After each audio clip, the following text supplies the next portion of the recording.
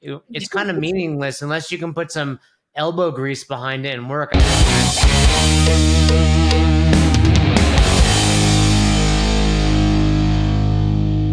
Welcome back to Best Hour of Their Day.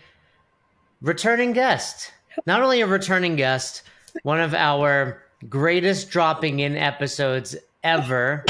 What are we doing? Go! Okay. I see you. This is much harder than I thought it was going to be. Oh my god. What the? I'm sweating. Foolish. I'm going to take you on the last hurt. It's broken.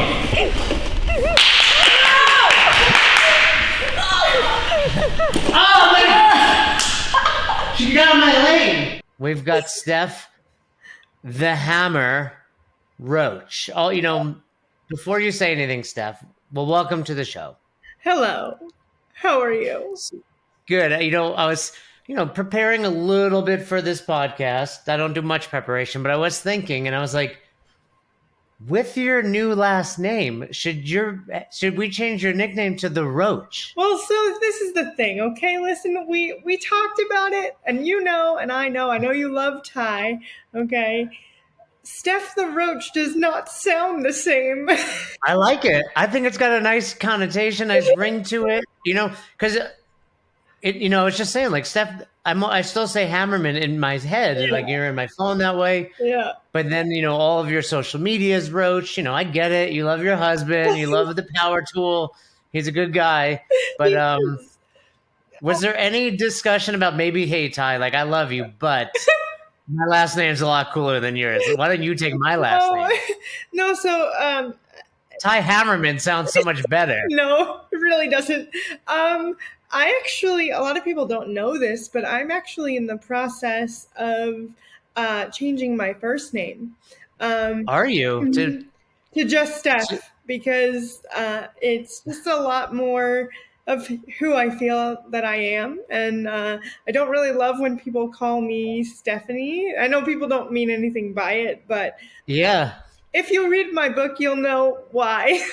And I kind of talk about that and the evolution of my name and how I found actually people like yourself that helped me really validate who I am as a person now versus who I really was when I first started in fitness. Well, yeah, and I want to talk all about the book, but I do want to give you one idea. Yeah. While you're in the process of changing your name, have you considered, rather than going with Steph, going with Papa? No. Papa Roach. I can't. This is my last resort. Do that because that's his dad's name. We can't do that. That's but that's not his official name. I'm saying you go Papa Roach.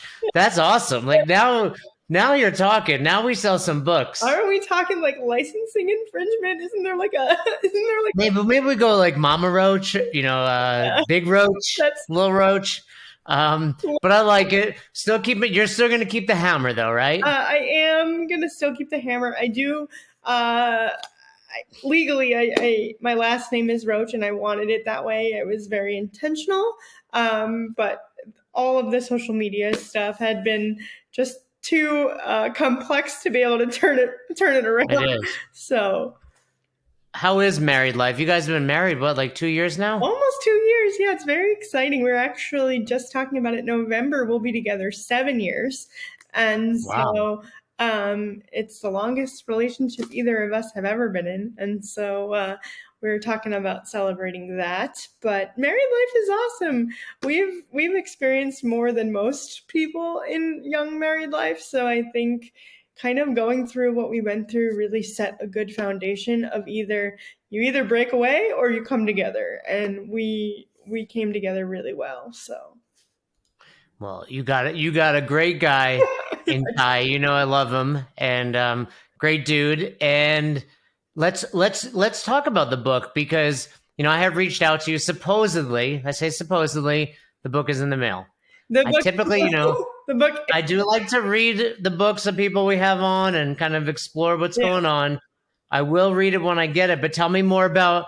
I want the title is Driven. It's available on Amazon. That's probably the best place to order both Kindle and audiobook, right? Yeah, it's available all over. So you can even find it at Target, Barnes and Noble. Oh, it's like legit in the stores. Like It will be later on, but right now we're actually in like a shipping delay because of COVID or whatever they're saying. So it's in pre-order right now for hardcover, and then audiobook and ebook are available immediately. So did you read it? did I? Yeah, like 12 times. No, I mean the audiobook. Is it your voice? Yeah, and Ty actually does the forward to the book, and he reads it also, which is really special. So Tell me about that process, because when I did my audiobook, I hired someone to do it, mostly because I didn't think anyone would want to listen to me for so long. And we did something cool with my audiobook where I like added bonus chapters, not trying to sell my book, but if you guys want to go to it's really good. Amazon.com and I read pick it it. up, yeah, best hour of their day. But in between every chapter, I added bonus material. So I wanted to kind of distinguish the chapter read from those interviews. So it wasn't like all me. What was it like reading your own book, and how long did that take? It took 4 days. It was like 5 hours each day or something like that. And Wow. it was a lot. You talk and you talk and then you make little mistakes, because just like we're on, camera and video or camera and audio right now, if you make the smallest mistake, or you cough, or you say the P the wrong way, or, you kind of have to go back and redo it. But I went to an incredible studio, and I worked with a really wonderful engineer, and he made me feel really comfortable. Ty got to do the first part of the book and then all the credits in the book, which is really special. But yeah, it was a big learning experience. It was very cathartic. You are actually one of the reasons that I really started taking my book really seriously. I remember when Really? when you were first writing and you were really struggling, you told yourself, you were like, I'm gonna write 100 words every day, That's right. in my closet, like regardless of how I feel.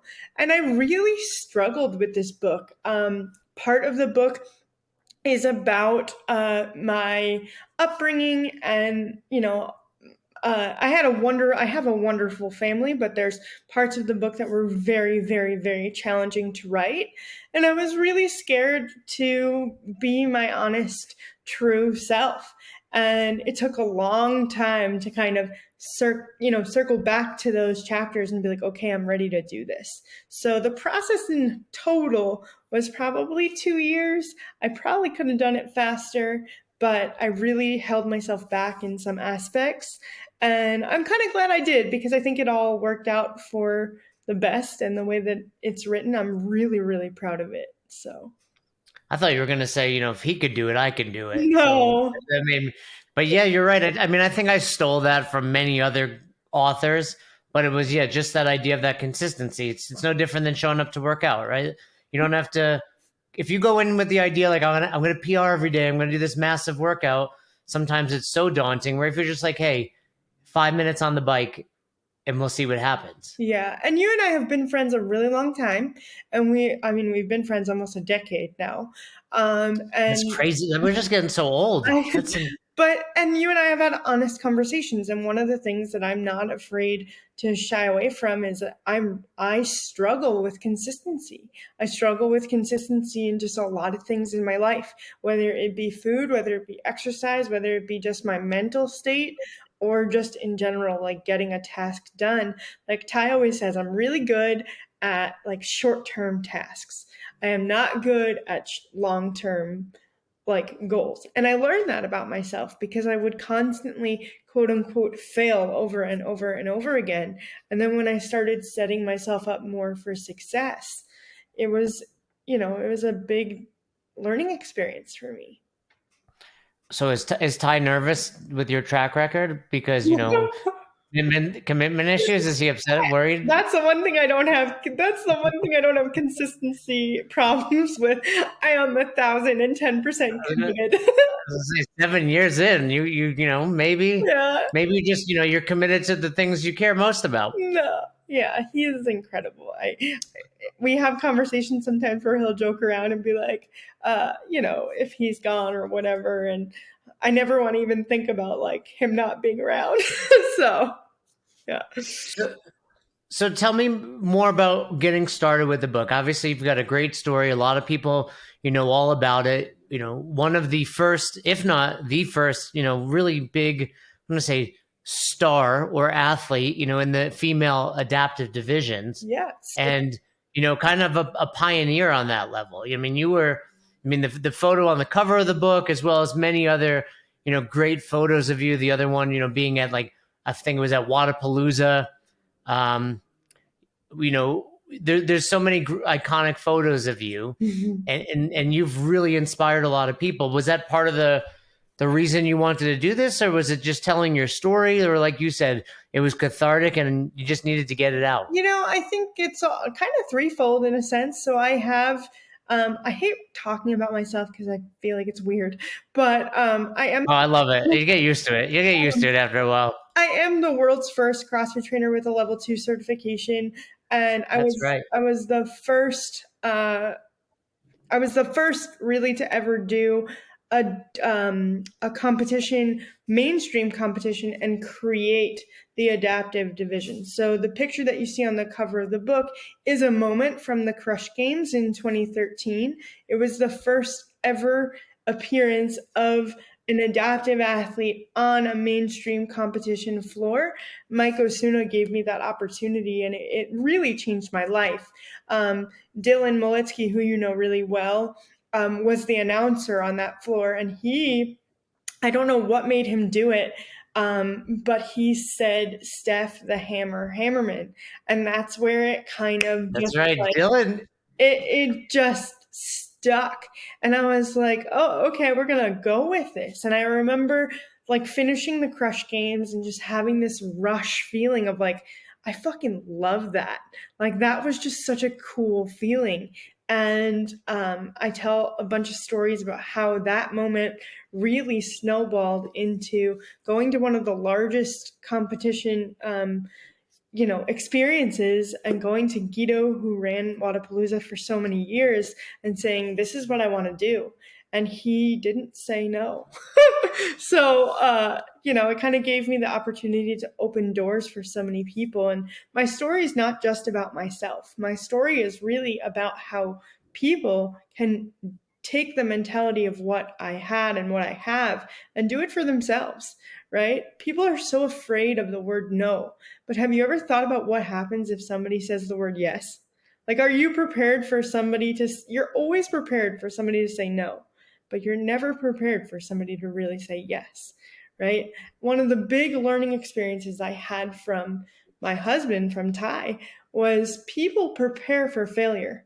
People are always prepared for failure. But what happens if you're not prepared for success? What happens if all of a sudden you snap your fingers and this podcast has 50 million people that listen to it, and then all of a sudden your inboxes are flooded with, product and this and people asking you to do things? Are you ready for that?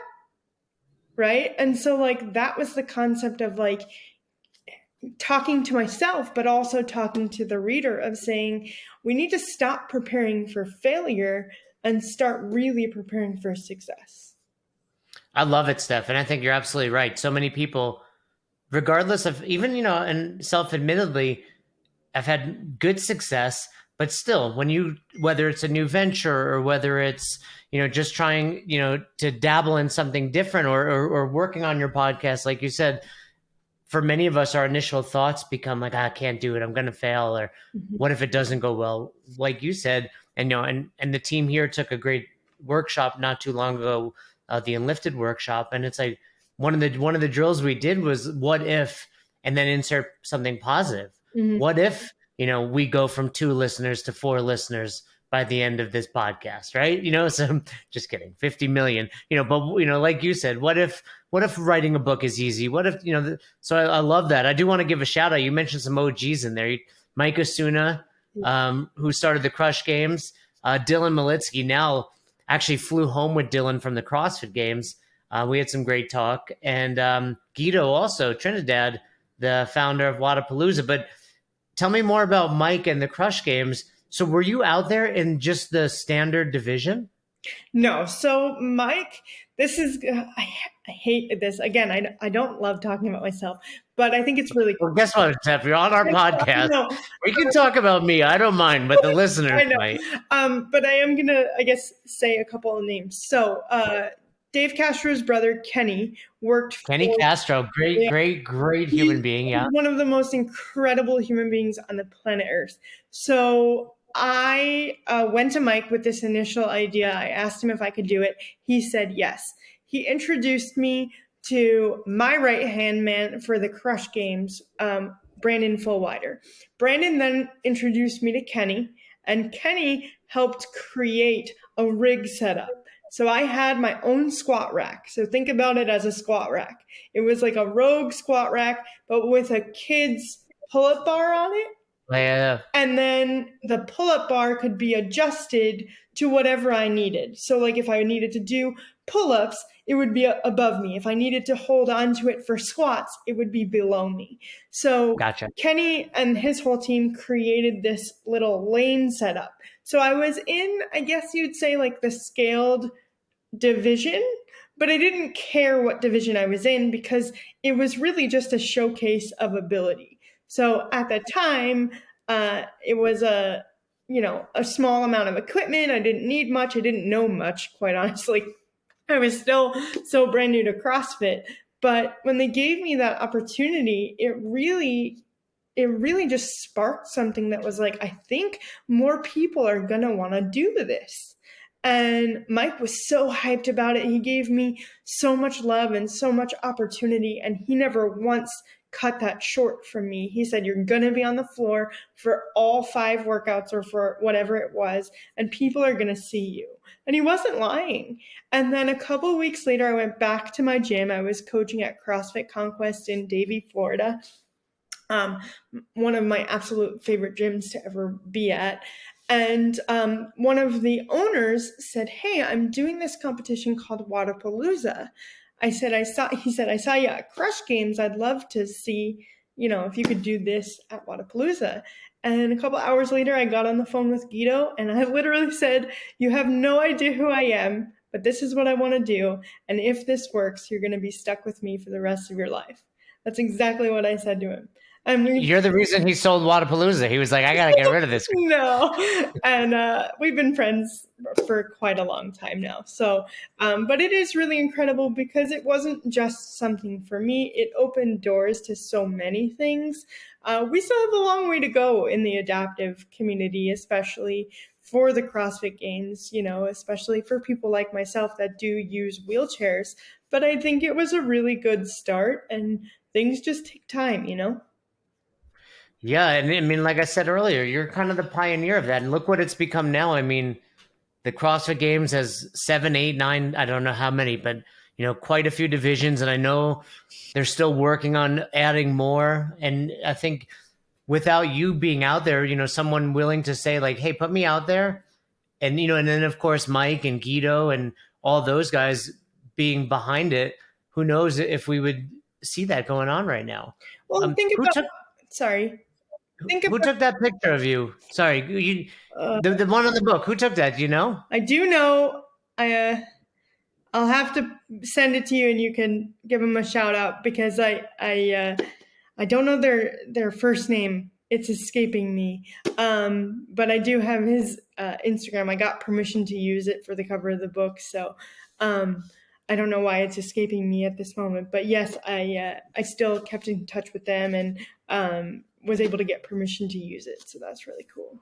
Awesome. Yeah, but we'll have to find out more. So the book's out. I'm sure sales have been going well. Do you hear from a lot of people about it? One of my favorite things is when someone posts on social media, whether it's a copy of the book or just a passage from the book. Yeah. Are you getting a lot of that? So right now, no, because you are one of the first people that are going to actually have a hard copy. It's pretty okay. I will be sure to do that if supposedly if I get this. No, it's coming.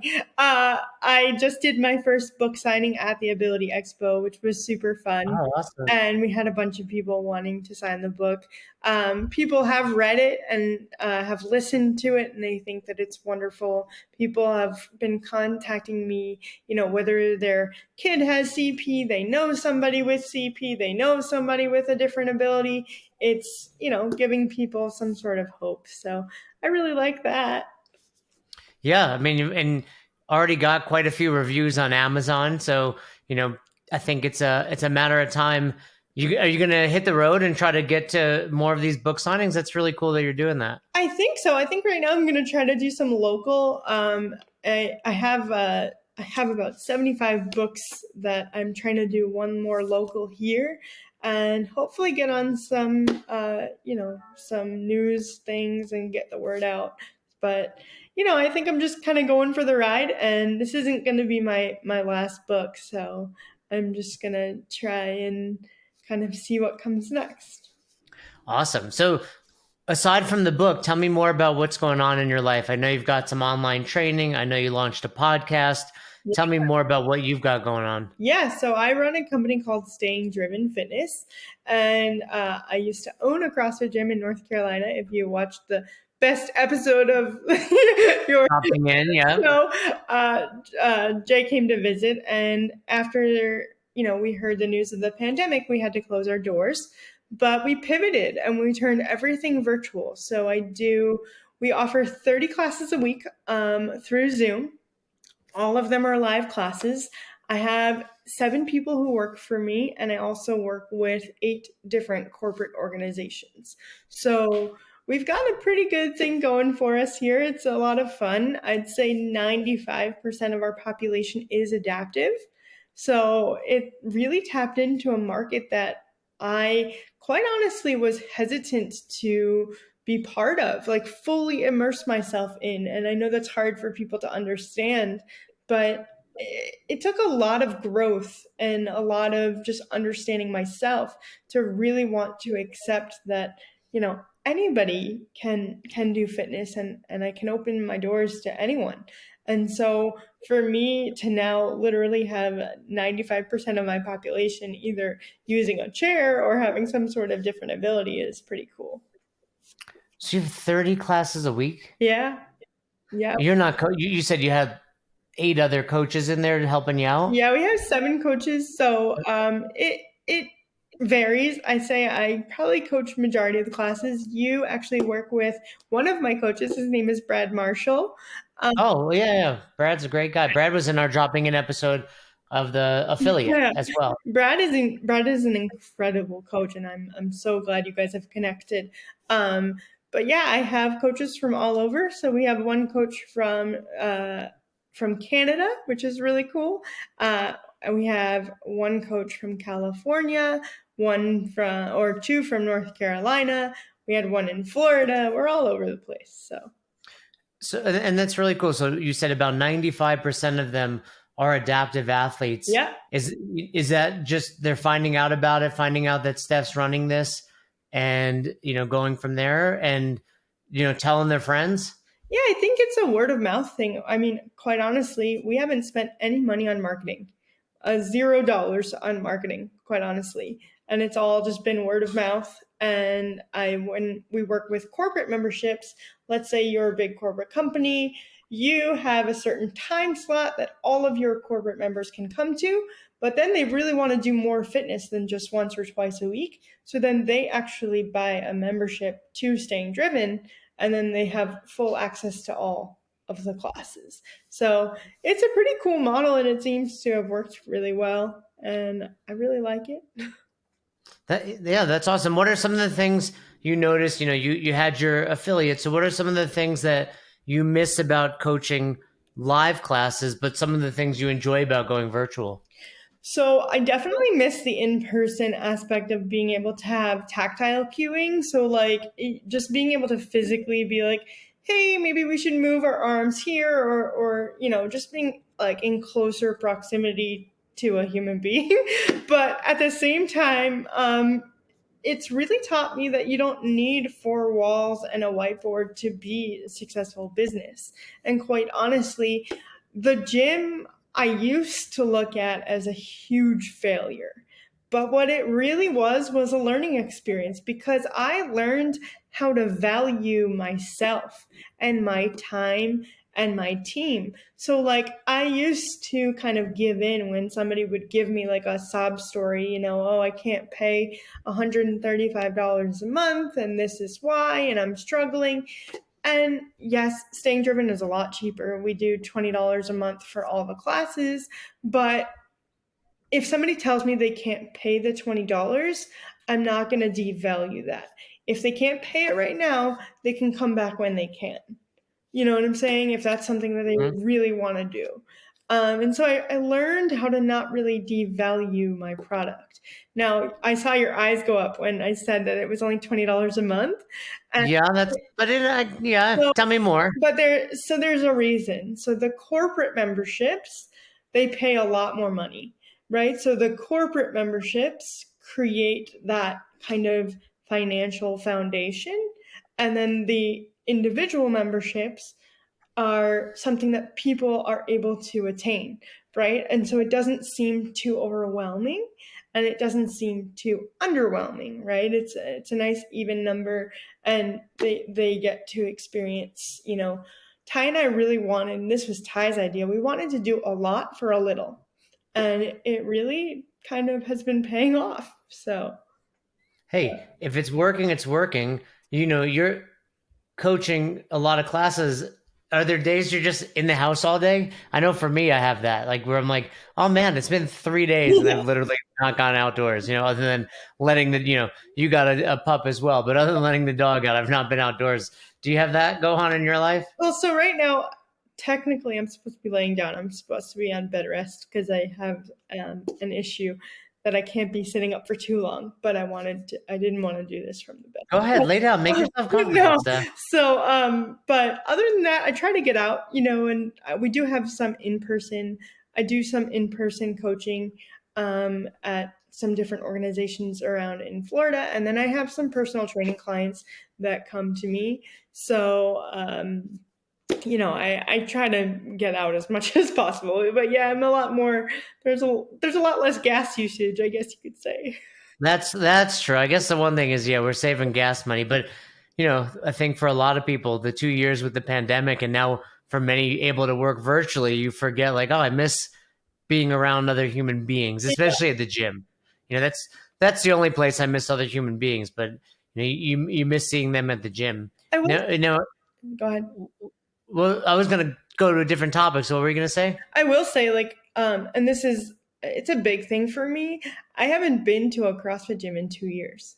Like, I haven't. I mean, I've been here and there, maybe once or twice, but like, I have dumbbells in my house, and Ty built me like a little gym in our house. But like, I do miss that part. You know, I miss the human being, like, kind of, okay, 3, 2, 1, let's go. But I also have learned the other flip side of that coin as like, I love CrossFit and I will always be so grateful for the foundation of what it gave me. But fitness doesn't necessarily have to look the same as, you know, every single day going to the same place. So kind of go. Yeah, I think that's a really good point, right? We kind of create our parameters around what fitness is, but that's a valid point there. Well, what I was going to ask about is the podcast. Tell me more. I know you've just launched that. Yeah, so we just launched the Staying Driven podcast. It's a podcast with you in mind. So the Staying Driven tagline is fitness with. I thought you meant me personally, but you mean you. You mean generally you. So the tagline for Staying Driven is fitness with you in mind. So we created the podcast with you in mind, and we really talk about the adaptive community and just the real life things and what people go through, because you don't necessarily understand it unless it's in front of you, right? So like, if you and I were to go out somewhere, you and I would spend a couple hours together, and then you would start noticing things that you don't necessarily notice when you're walking around with your daughter, right? Or like, is this one place accessible, or how people look at me, or, the way people talk to me. And so I really wanted to bring light into the different kinds of stories and the different people that I know that have incredible stories, but also just in different circumstances. I like that. And you're just getting started with that? Yeah, so we're on episode 10 right now. So we've been doing it. I do it weekly. They come out on Thursdays. And it's just a fun way to kind of keep connection with people. I do some in person and then some over Zoom. But it's definitely a fun experience. Same thing with the podcast. Like, it's nice when you get to go in person and talk to someone. Yeah. This is great again to catch up with you, but it's not the same as being in person. Yeah, 100%. But I think too, it's also, I don't know about you, but kind of changes your confidence in talking to people. I know you don't have a problem with that, and I don't really either, but like I think I never really did interview style stuff. And so I think my first episode to now my 10th episode is even different. Yeah, you get better. It's like anything, with podcasting, I noticed Fern and I as a team improved. Yeah. We're better at not speaking over each other or listening or knowing where that other person is going. And then even just communicate. It's ironic that I would consider myself really, really good at talking to people and small talk, yet I hate people. So it's weird that my skill is based around this idea of talking to people, but I don't actually like being around people. That's like Ty. That's why I like Ty. And for the record, the only time I like people is at the gym. At the gym, you won't get me to, stop talking. That's where I'm like, like Dr. Seuss would say, like it's truer than true. That's where I'm you or whatever, something like that. And, but man, like you take me to any other scenario, someone's living room, a bar. No, I just sit there like I'm like mute. But, so ever since I've known you, you've just been this like entrepreneurial spirit.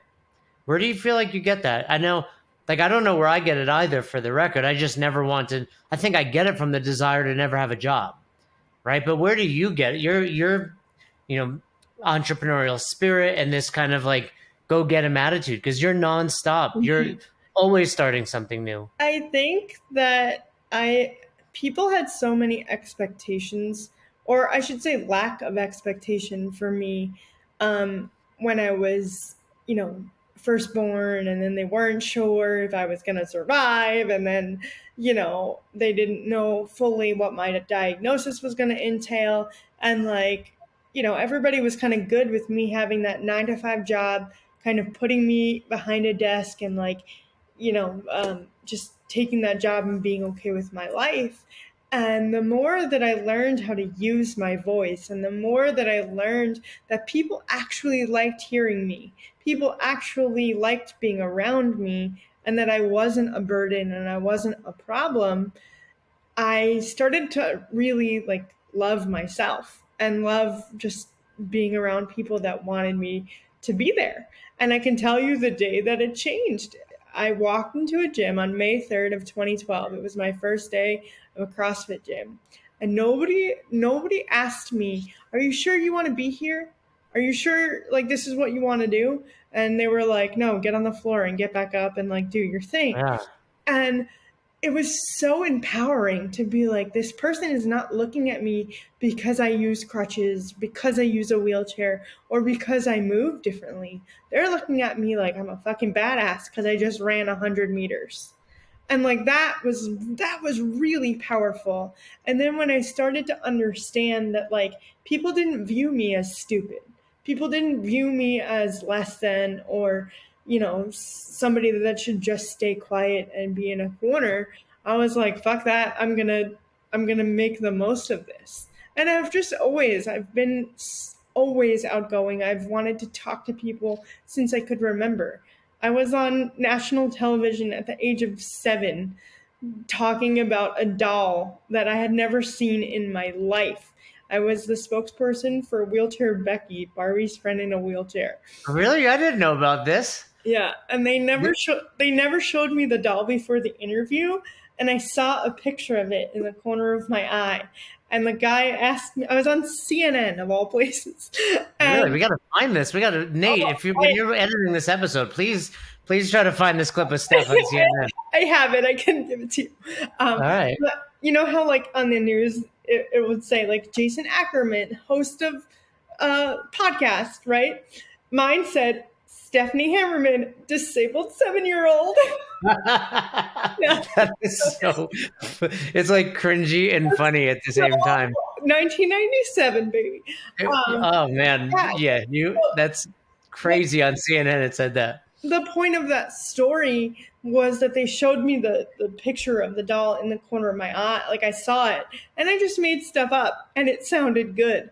And I was like, well, if I can make this person happy, and I can be myself, I can be authentically who I am.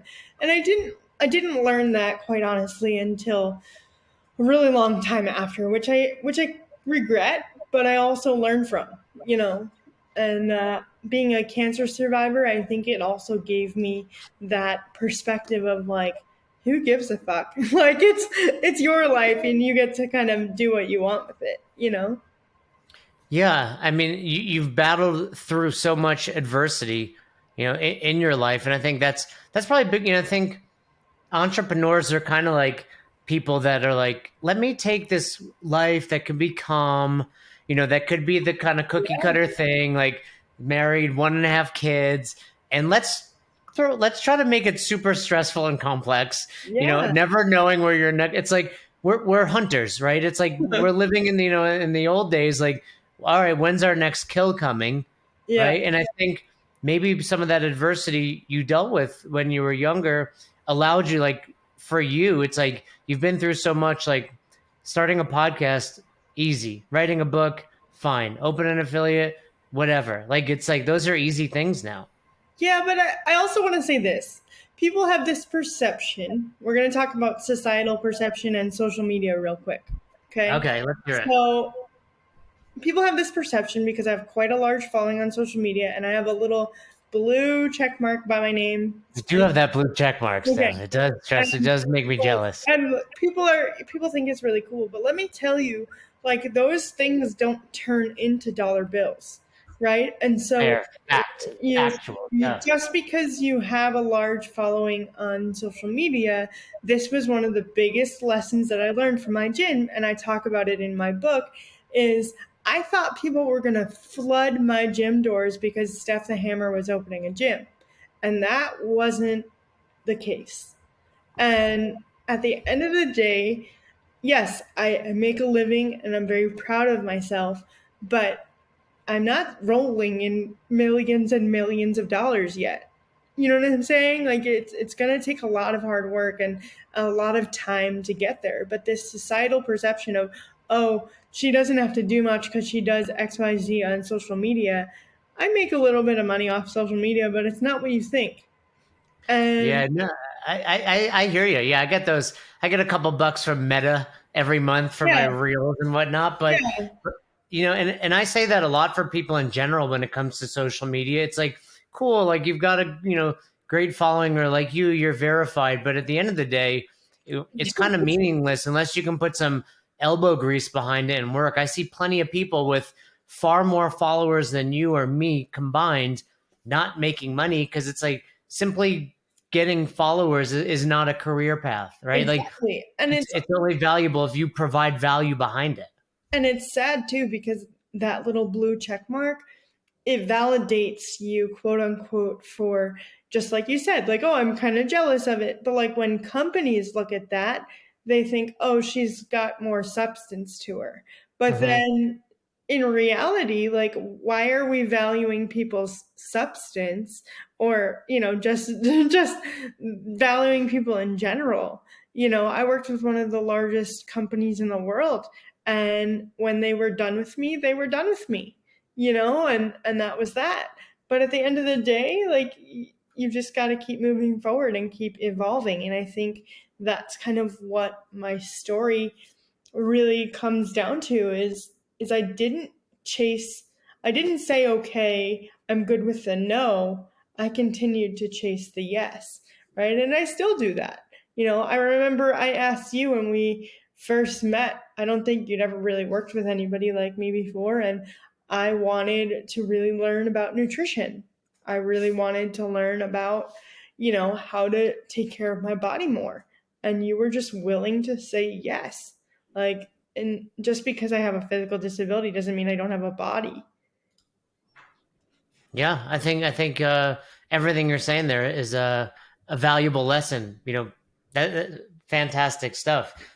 Tell me what's next for you. I know you're probably staying plenty busy with the online business, the podcast, and now the book. But what else is going on? Hey guys, Fern here, best hour. Real quick, if you want to build a fantastic affiliate like Cal Harbor, if you want to have the affiliate of your dreams, you have to learn how to build a really great team. What's one of the biggest improvements that you've seen over the past year? At the box, dedication of my coaches, invested. Caring to make themselves just better at what they do. I see the coaches just invested in themselves. It's hard. You got to put systems in place. It's one of affiliate owners' biggest struggles. If that's something you're struggling with, reach out. We can help you guys. This can and should be fun. CrossFit's amazing. You can make it amazing for you and your team.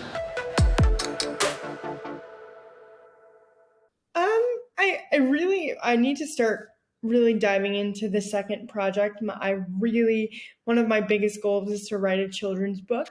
And so that's kind of I like that. where my head is. Kids ask a lot of really cool questions, and it comes from a place of genuine curiosity. But I don't think that there's enough representation of it's okay to be physically different. It's okay to be friends with somebody that looks different than you. And not necessarily whether it be race or religion, that kind of thing, but just physically, like having to move a wheelchair or to use a wheelchair. And, if your daughter were to see me for the first time, I'm sure she would be, curious as to why I use certain things. And I want to ask you about that because I saw, Mikey Swoosh? Yeah. Right? He's a little person, and he posted something about that recently.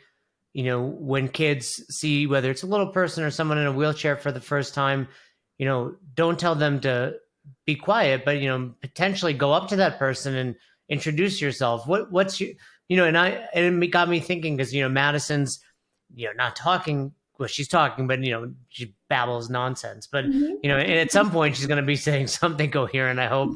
And, and I was thinking about that. I'm like, well, okay, what am I going to do when she sees someone that she's not seen before, person that she's not seen someone like? So what would your advice be to me? So here's my question to you before advice.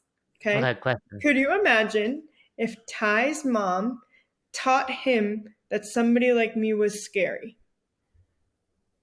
Our marriage would have never existed, right?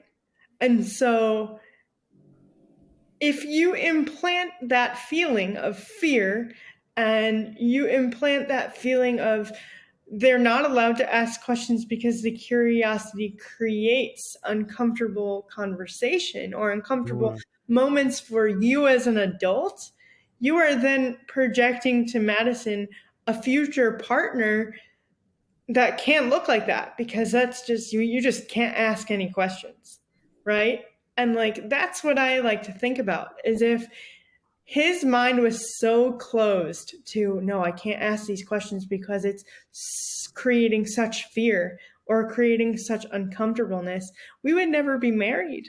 We would never have the life that we have, right? And so I'm not saying to have Madison go up to every single person and be like, what?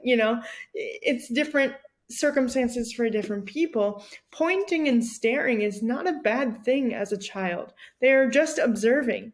And so when you're telling a kid, don't point, it's not nice to point. It's not, don't go up to mommy, why is that? Daddy, why is that? They want to know. The first indication that a child is truly interested is their curiosity. kids aren't coming up to me because they want to be harmful as to why I use this wheelchair. They want to know how many wheels I have. And they want to know why the wheels are so big and why they move the way they do. And so when a little kid comes up to me and he just starts staring or she just starts staring, I'll ask them, I'll ask their parents first because you don't want to be weird, but I'll ask the parents if I can ask them a question. And then I'll say, can you tell me how many wheels this has? And they start counting, right? So you're now involving an educational experience, being like, wow, that's really cool. Cars have 4 wheels and wheelchairs have 2 wheels, or some wheelchairs have 6 wheels, and it's this educational moment of it doesn't have to be scary, because the reality is there are so many people with different abilities, disabilities, whatever you want to call it, people that use wheelchairs, people that are little people, that are parents, that have children. And I think it's this concept of like, oh my God, you're going to have a baby? Or, oh my God, you have a baby? You're raising a child? Mikey Swoosh has beautiful children. And, we aren't most likely going to be able to have biological children. But, I have nieces and nephews. And so I love children. And I'm sure I would love Madison just the same way. You careful. You would not love Madison. Most children I get, not Madison. She's a nightmare. But I think that is the most important, is to understand that humans are humans and children are just doing exactly what they're supposed to be doing, is trying to learn. Now, they're not automatically being rude. People are taught how to be rude. Okay, that's a learned behavior. They're just being curious.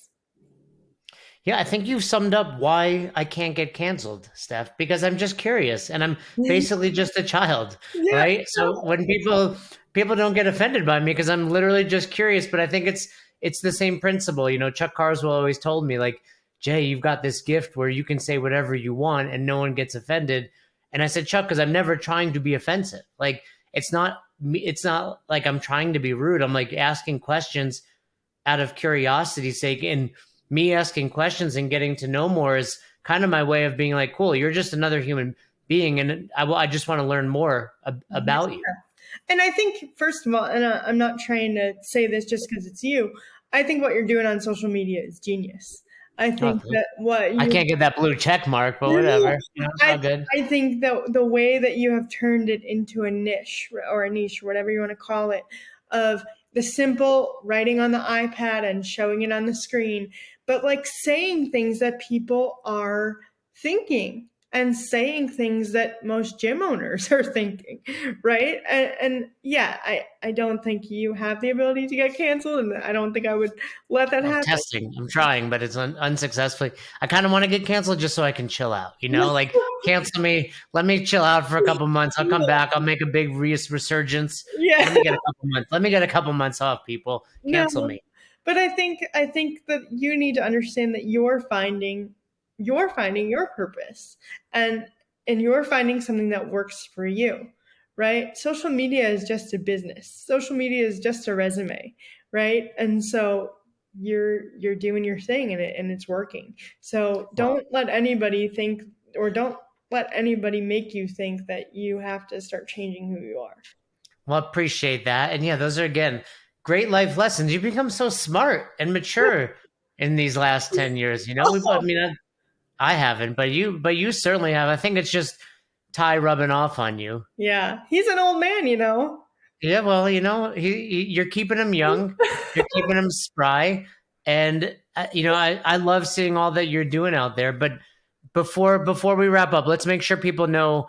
I know you got to teach one of your classes coming up, don't you? Yep, you're good. We got about 10 minutes. So, but I want people to know Steph the Hammer. It's the verified one, right? Don't go to Steph the Roach or any of those. Steph the Hammer with that check mark, and then the link to pre-order your book is actually right in your bio there. Yep.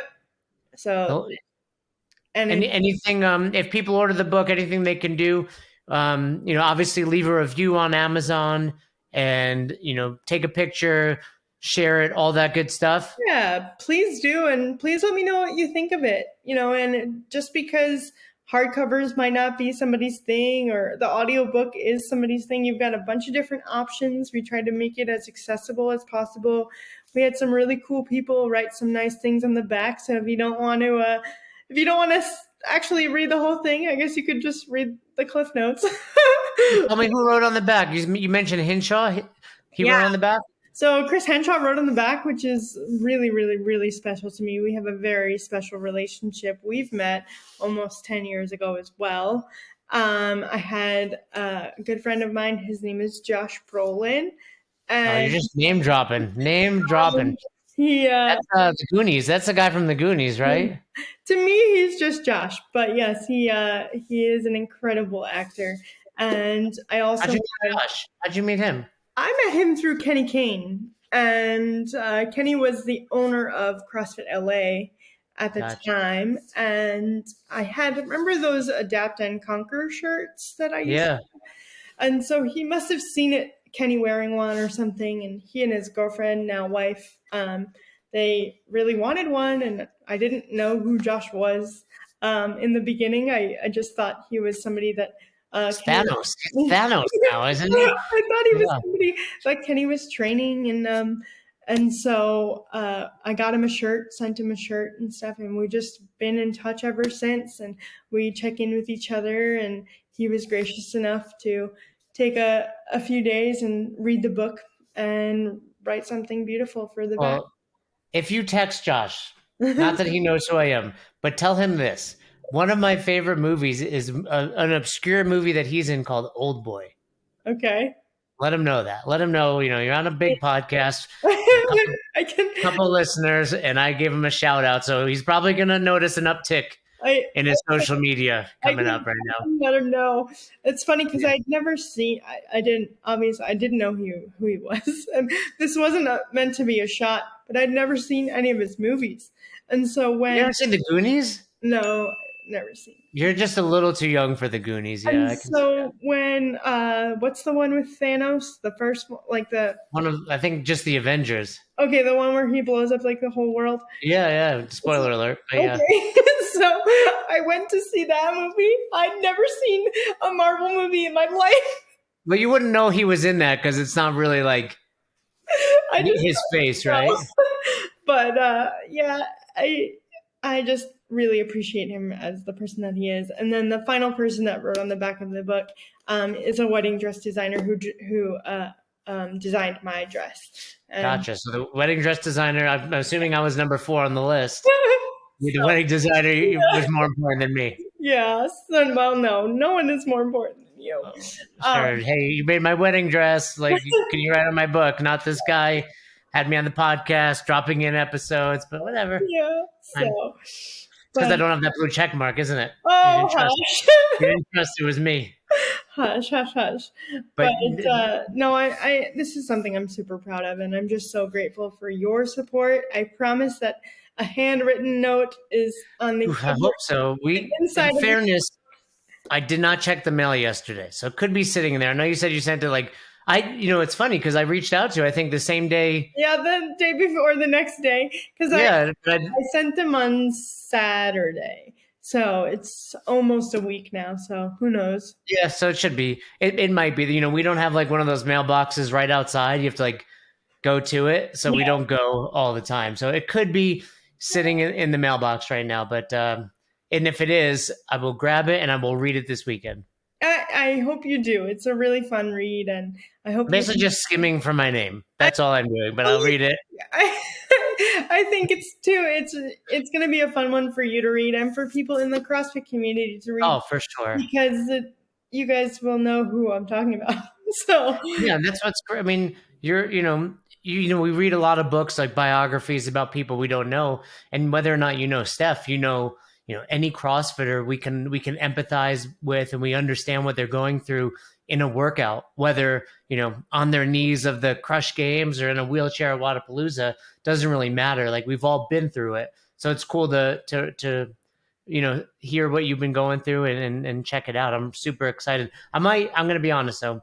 I might have to go purchase the audiobook and just listen to Tyler read that forward every night. You should. Sounds of, Tyler putting me to sleep. It might make you cry though. So You know, now that you're a dad, it might. I am emotional now as a dad. It is strange. I love seeing you as a dad. Oh, it's crazy. It's crazy. She's a monster. Roz has been out a lot the last few nights. We've been hanging out. She's insane. She's an insane little person. I'm sure it's gonna get, a lot worse before it gets better. But super, super excited to catch up with you. Super excited to see all the great things. Hey, when you're ready to take your podcast to the next level, Steph, you reach out to me. For real, I want to learn about this. This is cool. No, I don't mean the ins and outs. I mean as a guest. I mean to have me on as a guest. Oh, I would love to have you on as a guest. Sure. Yeah. Your podcast looks a little more professional right now. We're getting there. We're slowly professionalizing it, but it's been great catching up with you. The links for those listening will be on our YouTube channel and all podcast platforms, so you'll have no problem ordering Steph's book. And again, thanks for coming on. Thanks so much.